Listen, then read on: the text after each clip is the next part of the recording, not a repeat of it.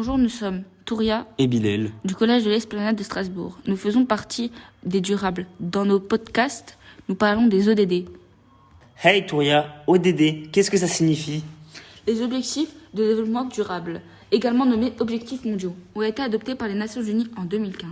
Ils sont un appel mondial à agir pour éradiquer la pauvreté, protéger la planète et faire en sorte que tous les êtres humains vivent dans la paix et la prospérité d'ici 2030. Nous allons vous présenter l'ODD que nous avons choisi parmi 17 autres ODD. Réduction des inégalités. Une inégalité représente une injustice ou une situation inconfortable pour une personne. Le but de cet ODD est donc de réduire les différentes inégalités dans les Nations Unies d'ici 2030. Voici quelques chiffres clés. En 2021, 7 millions d'immigrants vivent en France, soit 10,3% de la population en total. Et 2,5 millions, soit 36%, ont la nationalité à leur arrivée. Dans le cadre de notre projet, nous avons fait une sortie à l'espace égalité de Strasbourg.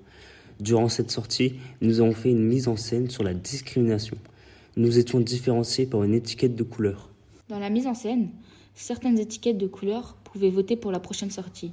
Conclusion, certaines personnes avec une étiquette de couleur ont vécu de la discrimination, car ils ne pouvaient pas voter. Maintenant, nous allons interviewer deux personnes, une qui est issue de l'immigration, l'autre qui est née sur le territoire français.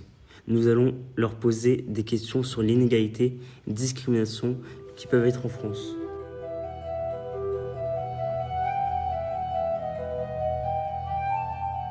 Bonjour Maxence, comment vas-tu? Est-ce que tu pourrais te présenter, raconter ton histoire, ton âge, tes origines, ta classe et ta ville? Alors bonjour, je m'appelle Tedesco Maxence, je suis né en France, je suis français, allemand, italien. Je suis au Collège international de l'Esplanade en 3e. Maxence, comment te sens-tu en France? Je me sens très bien, très bien. Est-ce que tu as déjà vu une situation d'inégalité? Oui, plein de fois, par exemple, les inégalités entre les hommes et les femmes, entre les métiers, par exemple, il y a beaucoup d'inégalités. Est-ce que tu as vu une situation d'inégalité envers une personne immigrée? Non, je n'ai jamais vu ce genre de choses. Penses-tu que les personnes issues de l'immigration ont les mêmes conditions de vie que toi? Non, car moi j'ai plus de facilité à vivre en France, car je suis né là-bas, je sais parler français, je suis en école, je suis au collège en France, je suis logé en France, nourri en France, ça fait des années que je suis là, donc voilà.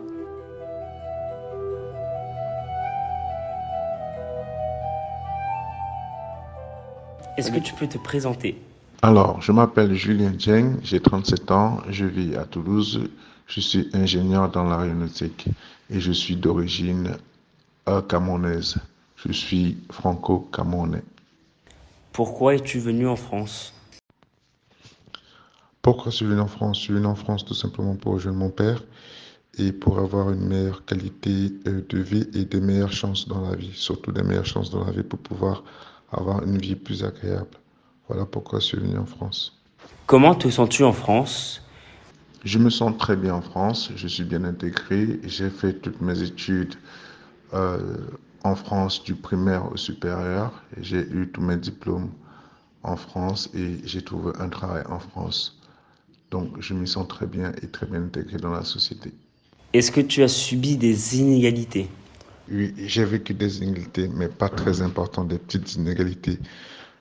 Par exemple, je me rappelle que quand j'étais au collège, je courais après le bus. Et devant moi, il y avait deux personnes, donc il y avait deux Français, enfin, ils avaient la couleur blanche en tout cas. Et le bus s'est arrêté au feu pour pouvoir les prendre. Et moi, je suis arrivé 2 secondes plus tard, le bus était toujours au feu et le chauffeur n'a pas voulu m'ouvrir. Et pourtant, il avait ouvert à ceux qui étaient juste devant moi. Donc, je pense que c'est juste par rapport à ma tête ou à ma couleur de peau qui ne m'avait pas ouvert. Et du coup, je n'avais rien fait, je n'ai pas réagi parce que ça ne sert à rien de réagir sur ce genre d'inégalité. Merci de nous avoir écoutés. Au revoir.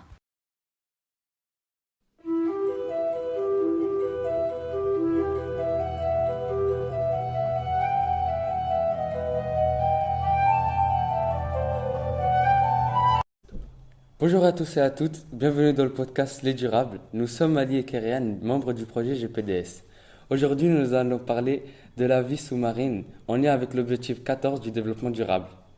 L'eau recouvre actuellement 72% de la surface de la planète Terre Dans cette eau, entre les mers et les océans, on retrouve près de 226 000 espèces sous-marines. Selon l'UNESCO, par contre, on estime qu'il existerait entre 700 000 et 1 million d'espèces inconnues. On ne connaîtrait alors que 20% des espèces existantes. Ces espèces pourraient vivre dans les abysses. Les abysses sont des fosses sous-marines très profondes où aucun humain n'a encore jamais allé pour l'instant. Maintenant, nous allons parler du problème des déchets qui se retrouvent dans l'eau et qui tuent les espèces marines. En effet, on constate qu'il y a 8 millions de tonnes de déchets jetés par an, ce qui représente entre 75 à 199 millions de tonnes en tout. Voici maintenant l'histoire de Nemo vivant aujourd'hui dans les déchets sous-marins. Il était une fois Nemo, le poisson qui se baladait un samedi matin. Il allait au parc de barrières de corail quand tout d'un coup, il reçut sur la tête une bouteille en verre. Le choc le fit tomber dans les pommes. Sa copine Nema le retrouva inconscient et le réveilla. Elle lui proposa de se rendre à l'hôpital. Sur le chemin, il y avait une flaque d'essence. Et pour impressionner Nema, il se jeta à l'intérieur. Il ressortit tout visqueux et sali. Comme il avait les écailles abîmées, Nema le quitta. Il continua seul sa route vers l'hôpital, mais en arrivant là-bas, l'hôpital ne l'accepta pas, car il était réservé aux poissons clowns. Et à cause de la flaque d'essence ne ressemblait plus à rien, Nemo, désespéré par la journée qu'il venait de se passer, il voulait juste rentrer chez lui. Mais sur la route, un filet de pêche l'attrapa et le prit au piège. Il fut remonté sur le bateau de pêche. Les pêcheurs, en contrôlant le filet, ont vu Nemo, tout visqueux et les écailles abîmées, et jetèrent à la poubelle. Pour sauver les prochains Nemo, ne pas jeter les déchets dans la mer ni sur la plage et limiter l'utilisation de bateaux à moteur essence. Merci de nous avoir écoutés et merci à Emmanuel pour le jingle.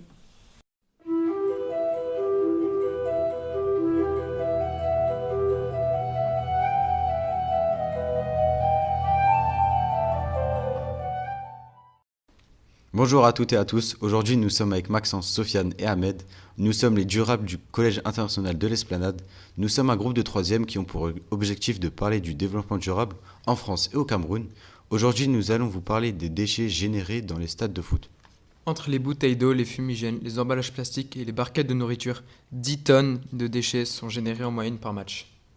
Est-ce que vous saviez que dans certains stades de foot, il n'y a même pas de poubelle de tri à l'intérieur du stade ? Nous pensons que la première étape vers des stades verts serait l'installation des poubelles pour les verres, les déchets plastiques et les déchets alimentaires. Mais t'en penses quoi, Sofiane ? Je pense qu'il faut réduire les déchets, mais Maxence, comment peut-on faire ? On pourrait utiliser des déchets biodégradables ainsi que recycler nos déchets. Nous avons visité le centre de tri à Lingenade à Strasbourg pour savoir ce que deviennent nos déchets après un match de foot. On a appris que le verre est fondu à plus de 1400 degrés pour le reconvertir en objet réutilisable. En France, en 2019, on n'a recyclé que 29% des emballages plastiques. C'est rien, hein ? Les déchets de nourriture produits dans des stades pourraient être transformés en gaz et redistribués dans des réseaux domestiques. Les durables du Collège de l'Esplanade proposons que les stades de foot participent au développement durable en réduisant et réutilisant et en recyclant les déchets produits lors des matchs de foot. Nous espérons que le podcast vous a plu et vous a fait réfléchir.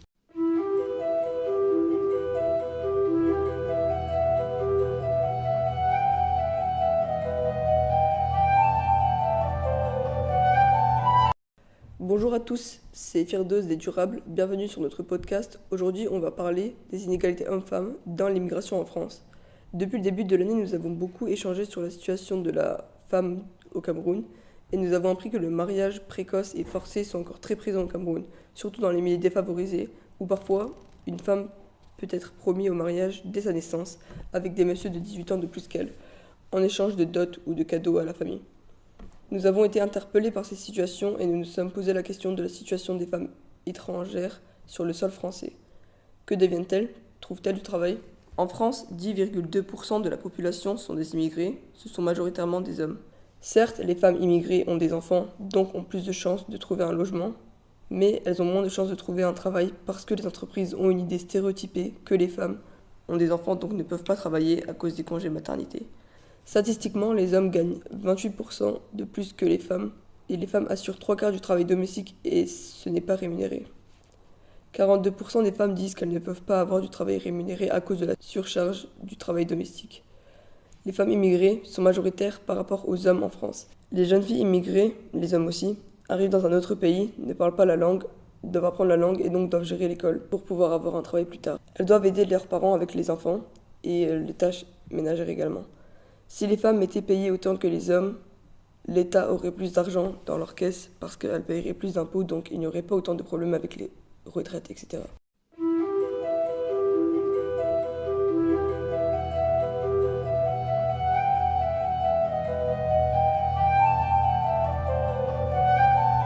Bonjour Simone. Bonjour.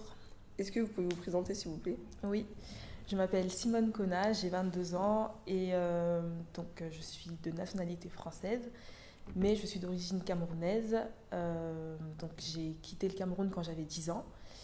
Et il faut savoir que ma mère, elle est venue en France à mes 4 ans, donc en 2004. Et elle est venue pour pouvoir avoir un meilleur niveau de vie. Et donc elle m'a laissée avec ma grand-mère, avec mes grands-parents, mes tantes et mes cousins. Et moi, je l'ai rejoint donc quand j'avais 10 ans. Comment c'est d'être camerounaise sur le sol français? Alors, je vais commencer par comment ça s'est passé quand je suis arrivée. Donc, quand je suis arrivée, il faut savoir que moi, j'étais dans une école anglophone au Cameroun, parce que le Cameroun, il y a une partie anglophone, une partie francophone. Donc, moi, j'étais dans une école anglophone, donc je savais parler qu'anglais. Donc, il a fallu que j'apprenne le français avant de venir. Et quand je suis arrivée, donc j'avais mon accent. C'était un peu difficile parce que les gens, ils n'arrivaient pas trop à comprendre ce que je disais. Et à l'école, il y avait un peu des moqueries. Et moi, je suis arrivée dans un nouveau pays. Je ne connaissais pas les codes, comment ça fonctionnait. Et c'était un peu difficile au départ. Mais j'ai eu de la chance parce que justement, j'ai retrouvé ma mère. Mais ça restait compliqué parce que vu que j'avais pas grandi avec elle, j'avais un peu du mal. Mes grands-parents me manquaient, etc. Je me disais que j'avais de la chance parce que contrairement à moi, il y en a d'autres qui viennent et qui n'ont pas de famille, qui sont vraiment tout seuls, livrés à eux-mêmes. Donc voilà, donc c'était compliqué, mais j'arrivais à relativiser. Et ce qui m'a vraiment choquée aussi, enfin pas choquée, mais ce qui changeait, c'était donc la gastronomie qui n'était pas du tout la même. Enfin, quand t'es pas habitué, ça peut être compliqué. Donc voilà, petit à petit, j'ai réussi à m'adapter à la France. J'ai appris à aimer ce pays. Et maintenant, je me sens bien. Et ma mère a eu une autre relation amoureuse. Donc j'ai été adoptée par mon beau-père, qui lui est français. Donc c'est vraiment lui qui m'a appris les codes, la culture française. Et c'est vraiment avec lui que j'ai pu découvrir plus ce pays. Merci Simone d'avoir répondu à mes questions. De rien, merci de m'avoir invitée.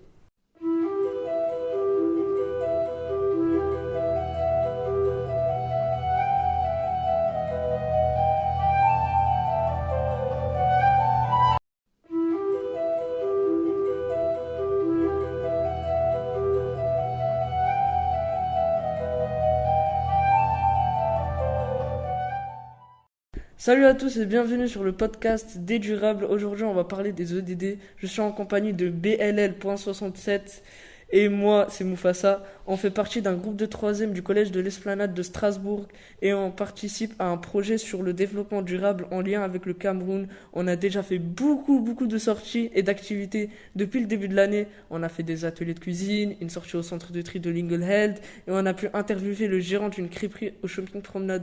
On a aussi visité l'espace égalité à Strasbourg. C'était super intéressant. Vous savez ce que c'est, vous, un ODD? Sinon, ça tombe bien parce qu'on est allé demander aux gens dans la rue ce qu'ils connaissent là-dessus et ce qu'ils pensent des inégalités entre la France et le Cameroun, notamment des inégalités salariales. On vous laisse écouter leurs réponses et on se retrouve juste après pour le débrief. C'est les ODD? Non, c'est quoi? Les EDD, absolument pas. Pour faire court, c'est des objectifs de développement durable dans le monde entier, définis pour créer un monde meilleur et plus vert. Est-ce que vous saviez que le salaire moyen par jour en France est de 16 euros alors qu'au Cameroun il est de 5 euros? Oui. Je savais pas. Qu'est-ce que vous pensez de cet écart? On n'est pas dans le même pays. On n'est pas dans le même pays, on n'est pas dans le même continent. C'est pas... Les richesses sont tellement mal dispersées que c'est plus compliqué forcément dans le tiers-monde qu'en Europe, chez nous par exemple. La connerie des hommes, sans doute, et puis un contexte économique mondial où il y a des pays pauvres de plus en plus pauvres, des pays riches de plus en plus riches, des gens de plus en plus riches, des gens de plus en plus pauvres. Et puis, je pense que l'Afrique devrait devenir totalement indépendante et ne plus dépendre des autres, mais c'est compliqué. Est-ce que vous avez des exemples d'inégalités en France? Les salaires. Les salaires ou même les riches, les pauvres. Genre, tu vois, je suis juste un 5 hôte d'accueil, tu vois. Il y a des gens qui sont, tu vois, par exemple la directrice, on n'a pas le même salaire, on n'a pas le même rythme de vie. Donc il y a plein d'inégalités comme ça, que ce soit pour la bouffe, pour l'argent, pour plein de trucs. Pour la santé aussi, il y a beaucoup de problèmes là-dessus. Plein. Comme quoi? Des exemples d'inégalités, Ouais. hommes-femmes déjà, hein, même si on est dans un pays soi-disant développé, inégalité des salaires entre les hommes et les femmes, inégalité, ça dépend quel domaine, mais un petit peu dans tous les domaines, il y a évidemment des inégalités, ouais, mais moins que dans d'autres pays. Est-ce que vous avez des solutions ou des idées à proposer pour résoudre le problème? Non, moi je suis juste là pour râler parce que je suis en français. Compte sur la jeunesse, moi j'ai lâché l'affaire. Merci beaucoup, monsieur. Passez une bonne journée. À vous aussi, au revoir. Et bon courage. Merci beaucoup, madame. Je vous en prie. Au revoir.